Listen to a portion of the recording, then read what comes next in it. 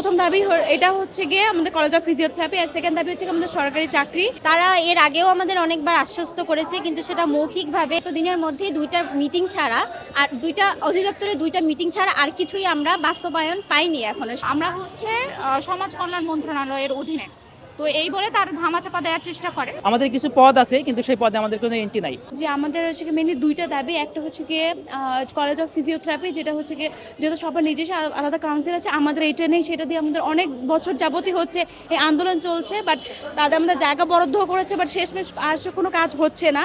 তো আমাদের প্রথম দাবি এটা হচ্ছে গিয়ে আমাদের কলেজ অফ ফিজিওথেরাপি, আর সেকেন্ড দাবি হচ্ছে আমাদের সরকারি চাকরি। আমাদের এরকম অনেকবার বলা হচ্ছে, কোনো পোস্টও দেওয়া হচ্ছে না, কোনো সরকারি নিয়োগও হচ্ছে না। তো আমাদের মেইন এই দুটো দাবির জন্য এখানে আমরা অনশনের জন্য বসেছি। লেবুর সুঘ্রাণ আরো বেশি, ত্বকের যত্ন আরো বেশি, চলে আরো বেশি। আপনার পকেটে কি বিদেশি না বাংলাদেশি?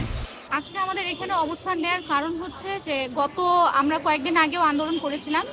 আমাদের হচ্ছে দুইটা দাবি, একটা দাবি হচ্ছে আমাদের ফিজিওথেরাপি কলেজ, আর আরেকটা দাবি হচ্ছে যে আমাদের ফার্স্ট জব। তো এই দুইটা দাবির জন্য তারা আমাদেরকে আশ্বাস দিয়েছিলেন যে হচ্ছে তারা আমাদেরকে করে দিবেন। তার জন্য কমিটি গঠন করা হয়, পরবর্তীতে তারা আরও সময় ধার্য করেন আরও বিভিন্ন কাজের জন্য। তারপরে হচ্ছে ওনারা আমাদের সাথে মিটিংয়ে বসতে চেয়েছিলেন, কিন্তু ওনারা আশানুরূপ কোনো ফল আমাদেরকে দেননি। তারপর পরবর্তীতে বলা হয় যে হচ্ছে আমাদেরকে কলেজ দিবে। তার জন্য হচ্ছে মহাখালীতে যেহেতু আমাদের আগে 2009 সালে কলেজের জন্য জায়গা বরাদ্দ ছিল, তো সেটাই দিবে, আর যদি না দিতে পারে তাহলে অস্থায়ীভাবে কোথাও দিবে। কিন্তু পরবর্তীতে তারা আবার সুর পাল্টে নেয়। তারা বলে যে হচ্ছে আমরা স্বাস্থ্য অধিদপ্তরের আন্ডারেই পড়ি না, আমরা হচ্ছে সমাজ কল্যাণ মন্ত্রণালয়ের অধীনে।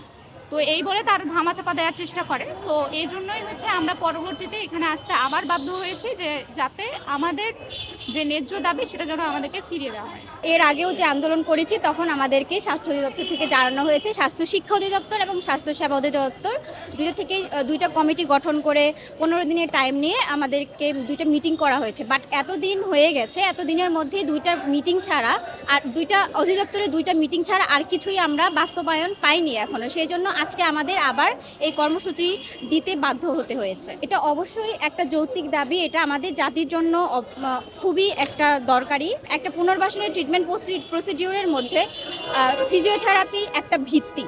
ফিজিওথেরাপি ছাড়া পুনর্বাসন সম্ভব না, এই জন্য এটা যৌক্তিক বলে আমি মনে করি। আমরা যদি ইন্টারন্যাশনাল ক্লাসিফিকেশন অফ হেলথ অকুপেশনের কথা চিন্তা করি, সেখানে কম্প্রিহেন্সিভ স্বাস্থ্যসেবার জন্য হেলথ প্রফেশনাল দরকার। এখন হেলথ প্রফেশনাল হচ্ছে কারা? হেলথ প্রফেশনাল হচ্ছে বিভিন্নভাবে ভাগ করা হয়েছে। আপনার মেডিকেল প্রফেশনাল, তারপর হচ্ছে ফিজিওথেরাপিস্ট, ডেন্টিস্ট, ফার্মাসিস্ট, এভাবে ভাগ করা হয়েছে। ফিজিওথেরাপিস্ট ইজ হেলথ প্রফেশনাল, কিন্তু বাংলাদেশে যে হেলথ সিস্টেম আছে, এই হেলথ সিস্টেমে যারা সার্ভিস প্রোভাইডার, যারা মেডিকেল ডক্টর বা ফিজিওথেরাপিস্ট, এই ধরনের এই জায়গাতে আমাদের ফিজিওথেরাপিস্টের কোনো এন্ট্রি নাই। আমাদের কিছু পদ আছে, কিন্তু সেই পদে আমাদের কোনো এন্ট্রি নাই। সেই জায়গা থেকে আমরা বলতে পারি যে কম্প্রিহেন্সিভ স্বাস্থ্যসেবা যেটা, সেই জায়গা যদি কমপ্লিট করতে চাই, তাহলে without physiotherapy is not complete. তারা এর আগেও আমাদের অনেকবার আশ্বস্ত করেছে, কিন্তু সেটা মৌখিকভাবে, এবং আমরা দীর্ঘ অনেক দিন যাবৎ অপেক্ষা করছি। সেহেতু আমরা আর মৌখিক আশ্বস্ততাই না, যে আমরা এখন চাচ্ছি যে না, আমাদের একটা লিখিত বা আমাদের একটা সঠিক একটা বাস্তবায়ন চাচ্ছি, আমরা আশা না চাই।